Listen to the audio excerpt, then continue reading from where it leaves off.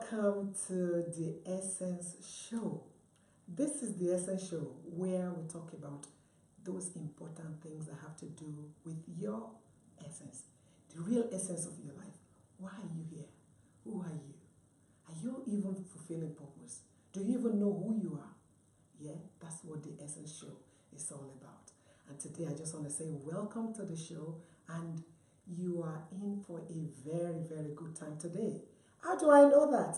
Yes, because I've got a lovely, lovely person in the house. And this person is going to be, she's going to be saying a lot of things to you and I, because I want to learn as well from this woman, today. So, yeah, I would say get a cup of tea if you need a cup of tea, or maybe it's cold drink that you need, and sit back and relax and watch this show because it's going to bless you. Today on this show, I have got in the house the person of Pastor D. Adekugbe. Hello. Pastor D. Adekugbe is a pastor. Yes. She pastors a church with her husband. She is a woman mentor. She's so many things. I think it's better I allow this woman to introduce herself to you, yeah? Okay, over to you, Pastor D. You're welcome to the Essence Show. Thank you so much. Can you please introduce yourself to my viewers at home? Okay, so like she said, my name is D. Adekugbe. I'm a pastor in Calgary World Harvest in Canada, in Alberta, Canada. I've been there for 14 years. I pastor with my husband. I'm also the president and founder of All Women Ministry, and what we do is we raise up the Deborahs in our generation to fulfilling destiny and equipping them for the work of the ministry. And when I'm not doing that, I'm also an author, written quite a few books, and I also do life coaching. So I wear many hats.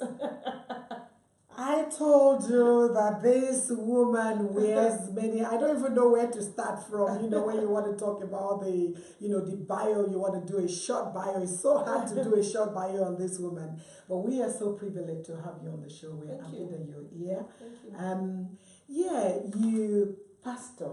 Mm-hmm. How is pastoring in Canada? Pastoring in Canada is amazing. Canada is an amazing country. I love it. We live in a province called Alberta, the best province in Canada. I'm biased. And pastoring, church there is different to here. And it's unique. The people there are a little bit more laid back, relaxed, and they're wonderful. People are so welcoming, they're so loving, and they're so acceptance. It's a wonderful, nation, and my province is a great place to pastor a church. Wow. Amazing. This is so beautiful. Pastor D, as you're fondly called by your friends and family. What's the full name? What's D? It's short for Adiola. Adiola. Yes. Okay, Pastor D. You said you run a women ministry. So the question today basically is gonna we'll be focusing on women in ministry. Okay. Because men don't feel left out. We want you to sit back as well and enjoy this show. And you might be able to help one sister or the other, by listening to this show or watching this show today. Yes, so don't go anywhere, yeah? Okay, so Pastor D, I know that for many women, they don't even know what their purpose is in life. They don't even know what they're doing here. They look at you and they think, oh, this woman is doing a lot of things. She's doing this, she's doing that. How does she do it? Am I even called to do anything? I'm not even called. What is ministry in the first place? I don't think I'm called to do anything. I want you to tell us, how does one know that they have a ministry? Well, for me personally, I believe that everybody has a ministry. Bible tells us in Genesis chapter 1 that God created us in the image and in his likeness. And he gave us a mandate to be fruitful, to multiply, to fill the earth. And so when we talk about ministry, we have to first of all look at the definition of ministry. Ministry is not just preaching, being on the pulpit.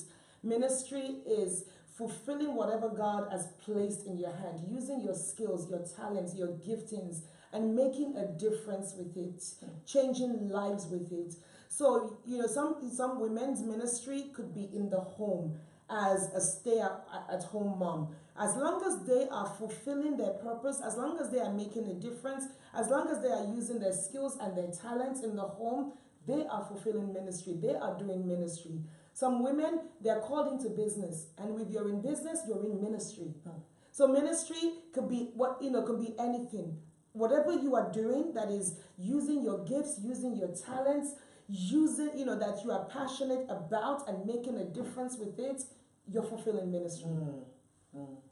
I hope that answers the question. Yeah, it does. I'm just going to, build on that by asking the question that, I know you've said about your passion or something, but how do you know for definite? Okay, for instance, if I'm a woman that have a husband, and children, and I love to sing, I can act, I like buying and selling. Which exactly is my ministry? Which one is has God called me to do, or am I even going to be in everything? You can, you know what? Bible says to some he gave 5 talents, to some he gave 2, and to some he gave 1. Everybody according to measure, according to what they can handle. And God doesn't give us more than we can handle. So if you are somebody that loves to do many things, there's nothing wrong with using your skills, using your talent, spreading yourself, and tapping into all of those skills and your talents. It's when once you step into something. Once you step into the acting, you step into the buying and selling, you step into the singing, eventually it's all going to tie into one thing for you, eventually lead you to one path. But you will never know until you tap into all of those different areas. Many people are multi-gifted like myself. We do a lot of things. If at the end of the day, they all tie into one thing, but you don't know that until you take that step and you test the waters. You cast your pearls, and then you see which one brings you the biggest, reward. Amen. Wow. Amazing. Okay, the next question now, because for many of our sisters watching, they've told some of us that women are not supposed to have a ministry because, for instance, your husband, they said when God created Adam, he created Eve to help her. He wasn't for her to go and start something. That any ministry at all that a woman will have or should have must be within the husband's ministry. Some people don't think a woman can actually do something different from what the husband is doing. What's your take on that? I think, at the end of the day, you have to look at, Bible says there is neither male nor female. We were all created in God's image. And God is not going to ask you when you stand before Judgment Day, thank you for standing with your husband and fulfilling his ministry, his purpose. It's going to ask you, what did you do with your talents? What did you do with the skills and the anointing that he gave to you? And you cannot use your husband or your children as an excuse.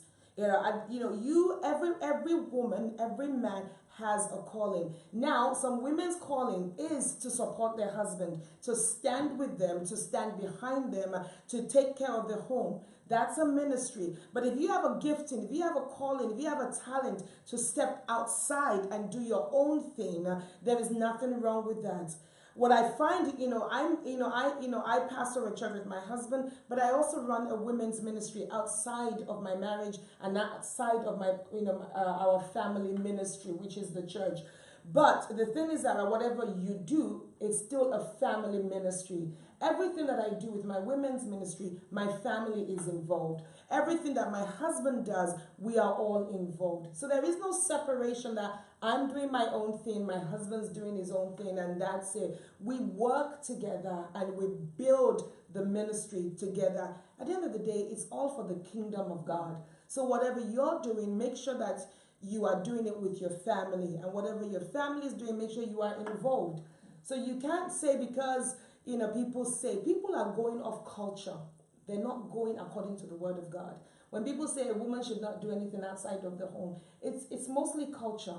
It's not, Bible. You have to look at the They word of start God. from the Bible. They will quote that Adam, when God made Adam, he said Eve should support her. I mean, he created an helper. Yes. He created her as an helper, not to have something of her own. They would say that. Yeah. Okay, so I know people will quote that, and people use the Bible to support anything they want to do. The Bible can be used to support anything.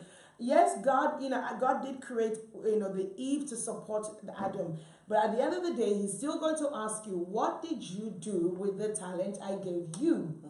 Yeah, the same way that Eve supports Adam, Adam also supports Eve. And we fulfill destiny together. Absolutely. When you look at people like Deborah. Deborah was called outside of the home to do ministry. She could have said, well, the Bible says, I have to support my husband, so I can't do my own thing. Bible distinctively said, Deborah was a judge. She was the leader. She was a woman in full-time ministry. She was also a wife. Absolutely, Mrs. Lappy. So if that wasn't important, it wouldn't be in the Bible. Yeah, I agree. And so things, there are many instances that we can look and say, what, God calls women. Even during during Jesus' ministry, He had women in ministry supporting Him. But they could, traveling with Him. But they could have said, well, you're married or you've got a family, you don't do ministry. No, God still looks at us as individuals. Okay, what if, because I know that there are some women, they get carried away, looking after other people, being in ministry, yeah, and at the detriment of their homes. We've heard of men who became really depressed, really lonely, children becoming wayward because mommy is busy with the work of God. She's hardly at home. What's your word, for such women, to such women? What would you say? Because, when the work of God begins to expand, it's getting bigger and bigger, and you are being sought after everywhere. They want you to minister here, they want you to minister there. You have to travel all over the place. You're not really there. And when your husband says something, oh, honey, I'm busy, this is the work of God, we have to do the work of God. Yeah. And the family is suffering.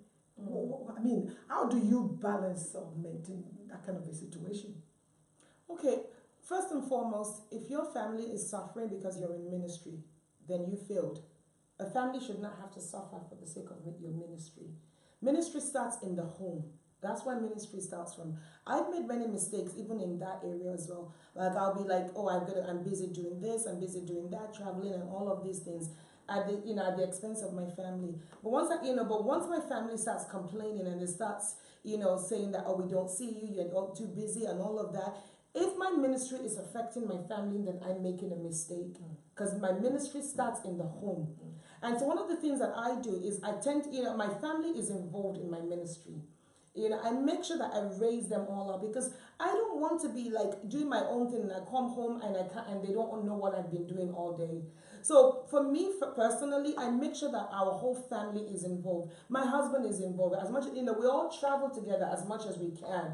They're involved in the background of what I do. They see what I do, so that it's not me just doing my own thing. Ministry starts in the home. You need to make sure that when you are doing ministry, that your first priority is taking care of your home, meeting the fulfillment of your home, taking care of your husband, your children, so that they do not have to compete with ministry. Because when family starts competing with ministry, guess who's going to lose? It's the family. And that's why you have a lot of pastors' children that backslide. Yeah? Because the parents are too busy doing ministry to have time for their families. I always stop whatever I'm doing if it takes away from my children or my husband. Yeah, because I want to make sure that they are happy. And I make sure that I do everything that I need to do if I'm traveling. Prepare the home, take care of the home, make sure that the food, the cleaning, everything that is done, so that they can't say, oh, she's gone and there's no food to eat. You understand? I do what I need to do as a wife, as a mother, so that when I'm gone, my kids are okay, my husband is okay. Wow. Priority is the home. It's not what you do outside. Because what's the point in gaining success outside and failing in the home? It's not success. No. If you the number one place you need to succeed is your home. If you succeed in your home, even if you fail outside, you're still successful. Does that make sense? Absolutely. I mean, just to buttress what you just said there, you know, someone said something like this sometimes ago that if you really want to know yourself, ask your family. Yes. They're the ones that will tell you the real you. Because what people see outside may not be the real you. They don't see the real you. They only see you for 2 minutes. And they think, oh, she's such a powerful woman. Come to my home and spend a week, you know, a day or two at my house. You see the real me. It's not the makeup on their hair. So we need to spend time with these people that know the real us and, you know, be there for them. You have to. No matter what you do. If my kids have any activities, I drop everything I'm doing to make sure that attend to that. That's even if it's an award at school or whatever event is, I make sure that I'm there for them. And if I can't, I make sure they understand the reason why you can't. Wow. Not that, oh, mom's busy. The day one of my daughters said to me, oh, mommy, you know, you become a part-time mom, I stopped everything. I stopped everything. And I said, I will stay home and be what you need and make be sure the full-time mom you want me to until be. you grow up and you leave home. But then when they discovered that I wasn't happy being at home, they said, you need to get back out there. And then they said something to me. They said, you are more happier when you are doing what you love to do. It's nicer because we see you laughing more at home. So you need to make sure that your family understands the value of what you do, not just she's busy. Wow. Wonderful. Absolutely beautiful that. I like that. There's a question that I'm just that's coming to mind now. For a woman that is in ministry, how do you generate fund for the work of God? Because I know that ministry, like Riley said, is where you make a difference with the gift that God gave to you. Yeah. Basically, what you're doing is you're using your gift to be a blessing to people, but you need money. How do you get money to do the work of God? I don't know if I'm asking your question now. How do you get money to? I mean, because you do a lot of things from what you say. You do church, you do this, you're a mentor, you're a life coach, and all of that. How do you get money to run all of these things? Me personally, and I'm just talking from myself, is like I put my money where my mouth is.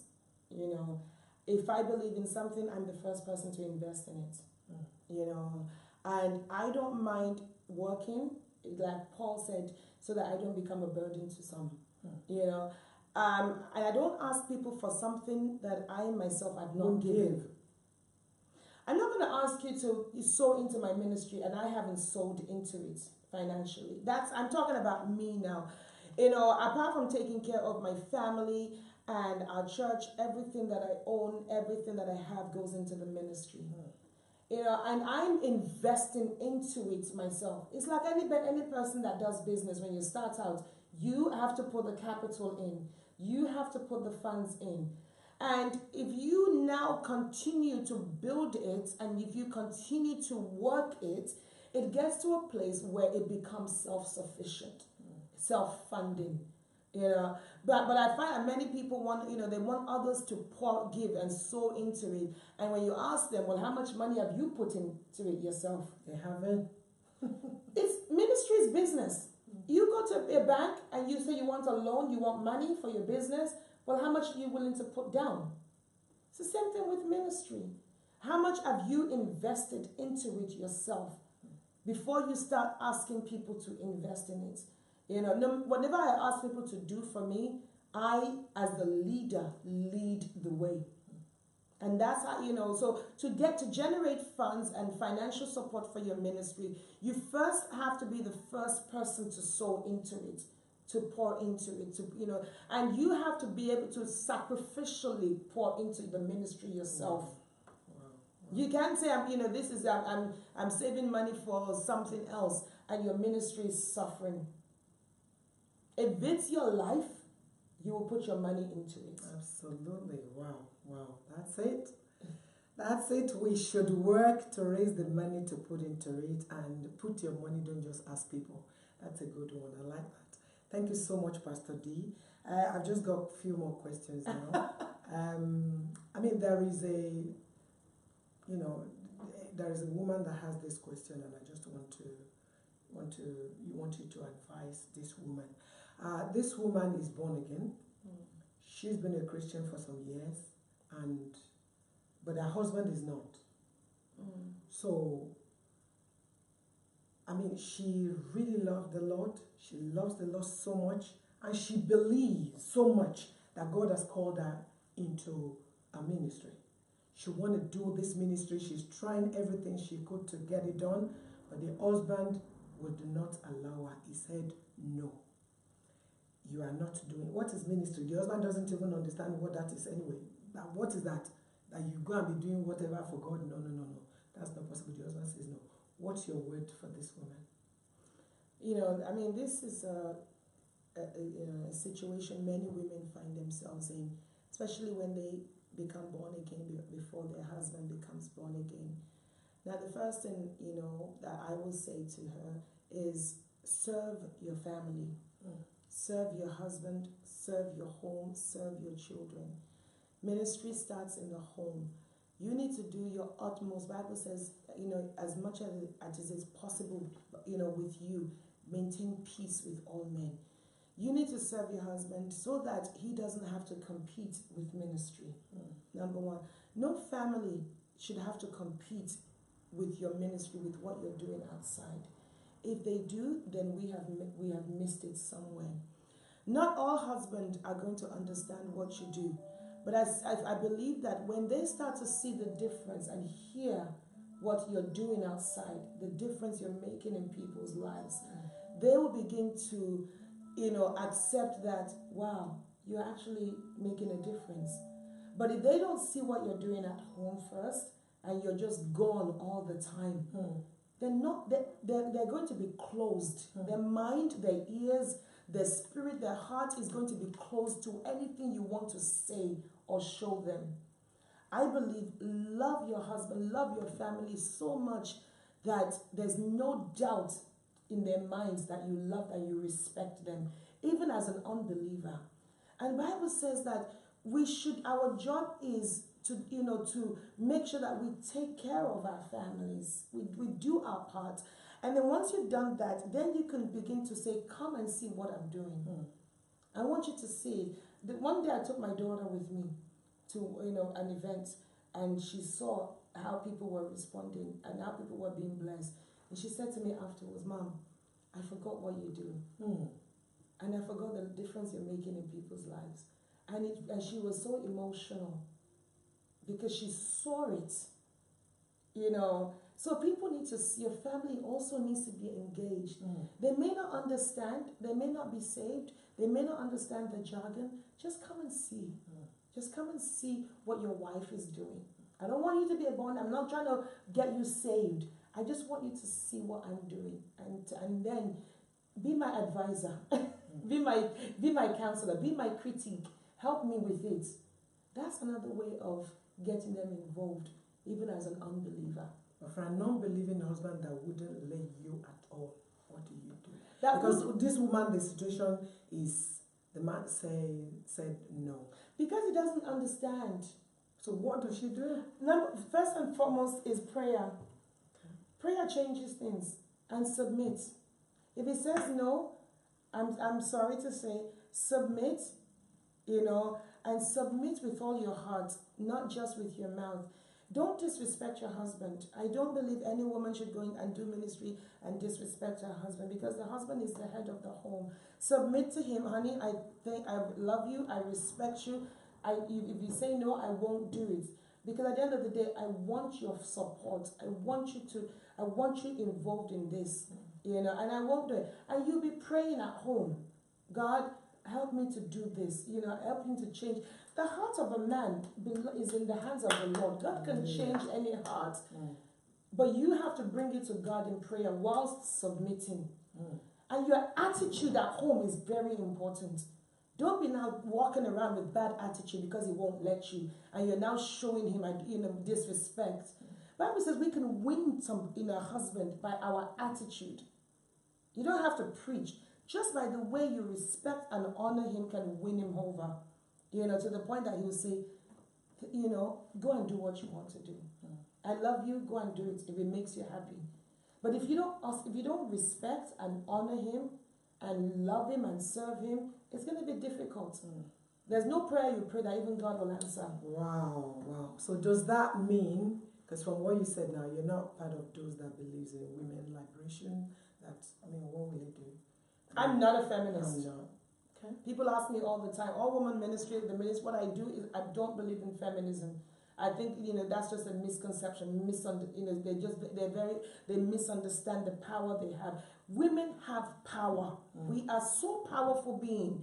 If Eve can get Adam to disobey God and eat the fruit, tells you how much power she had.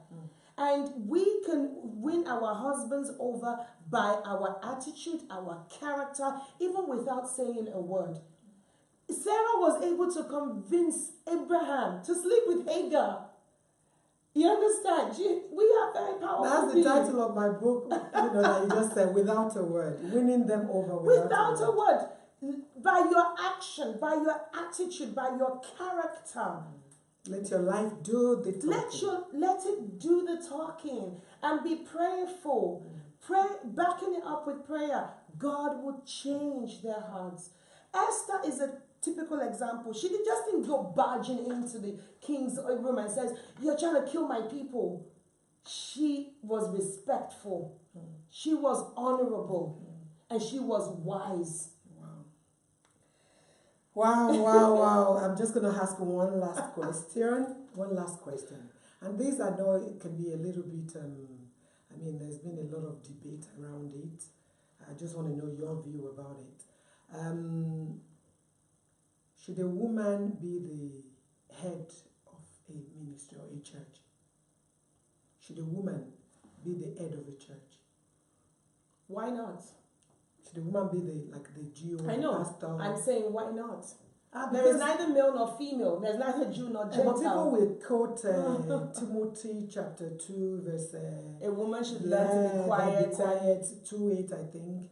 Paul was talking to a church. We have to read things in context. Too many people take the Bible out of context and they just quote scripture without understanding, number one, what was going on at that time, what was the issues, and what was Paul trying to address.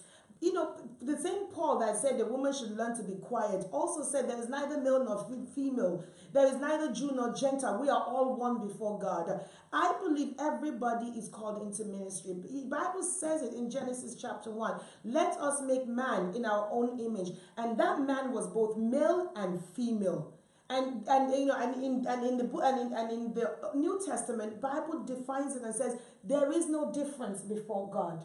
He calls both the men and the women. If a woman should not be a Jew, why would Jesus why would he have need to go through Samaria and meet a woman at the well?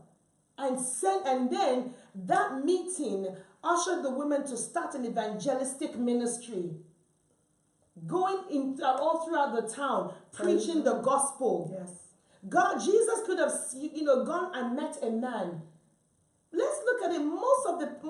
The people that God used to make a difference were women. Wow, preach it, Pastor. Deborah was a judge. She was a leader. She was the chief in command of a whole nation. Are you telling me that because there was not a man that God could have used? Yes, that is why he used a woman. So if you're telling me that, women should not be in leadership, GO, then that means you're telling me that God made a mistake in calling Deborah as a GO. Okay, I want to talk about Pastor D's books. This woman is an author. She's written so many books. I know she'll be telling us about the books herself. But I just want us to know that she has books and she'll be telling us where we can get the books from. Know before I do, this one. You really want to get that if you are single. Yes, so. it's for single people. Turn your vision into a reality, 7-step process. And there's another one here, celebrating milestones. 40 years of great influence. Hallelujah. Okay, I'm going to give her the chance to do the talking. She want to tell us about the books. Okay, so when I turned 40, I wanted to celebrate my life. I'm not very big on parties and all of that stuff. So I wanted to look at a meaningful way to celebrate my life. And God told me to just look back at where He took me from and to just journey and look at everyone that played a role that made me who I am today, that played a role. And so I chronicled my life from when I was born to my 40th birthday. And I just looked back at all the people that played significant roles, both the good and the bad people.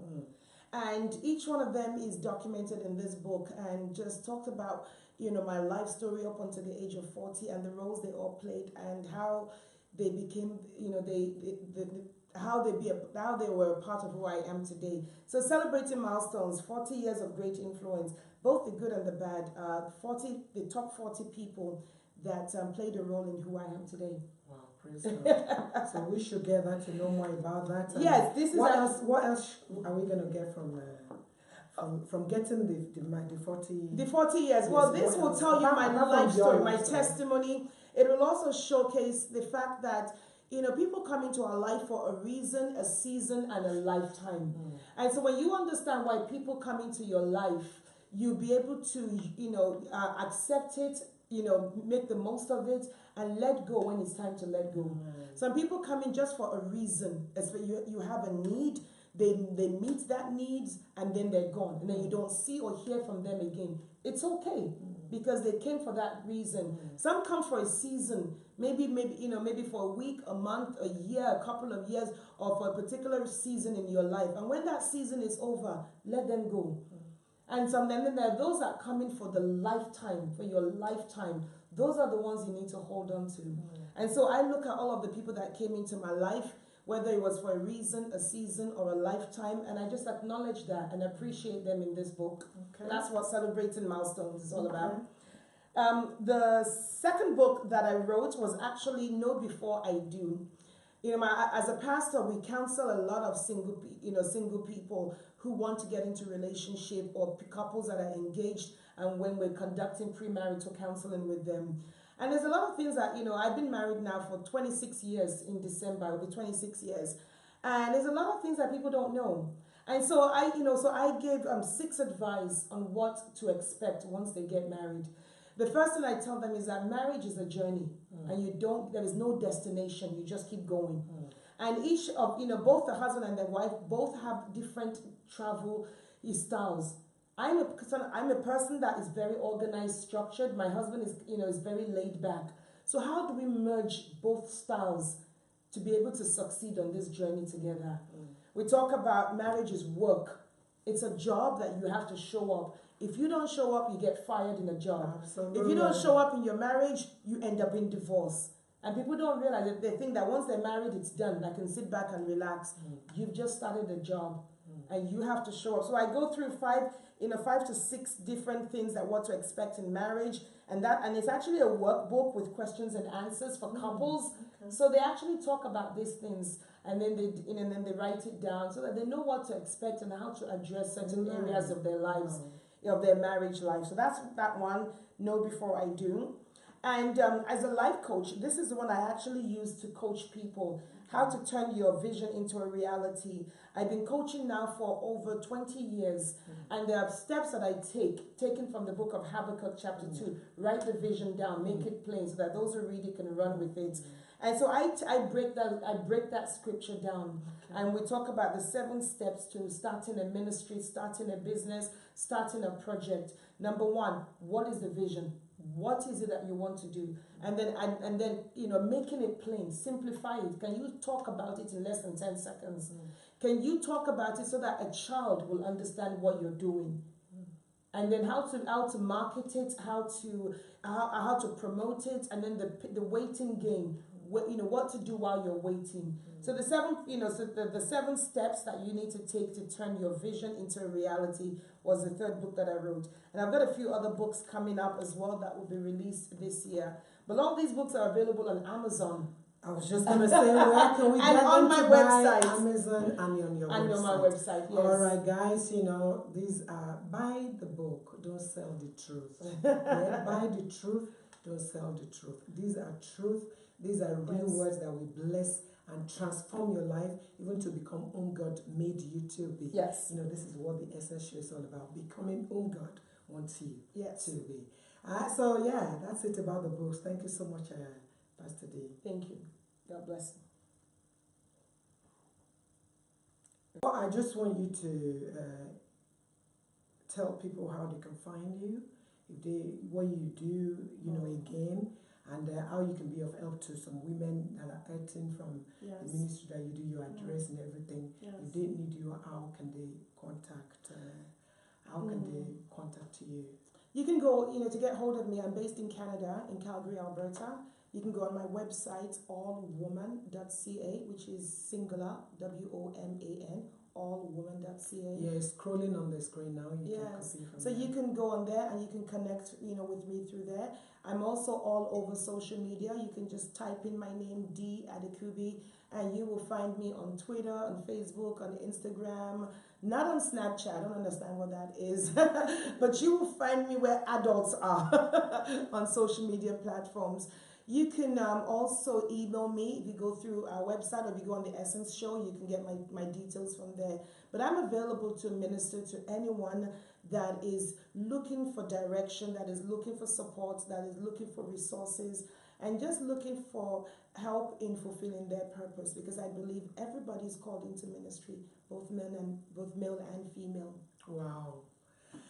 Oh, this has been so, so good. I want to say a big thank you, Pastor D, for making it to, on the Essence Show today. We feel so honored and privileged to have you, and we just pray that the Lord will increase you, will multiply His grace upon your life in the mighty name of Jesus. Amen. I want you to say thank you to Pastor Adekubi for releasing you and the children. Yeah. Okay, this is where I'm going to close the curtain today. It's been a wonderful time. Thank you so much for watching. And I look forward to having you again. My name remains the same, Bola Akonde. I look forward to seeing you again. A chosen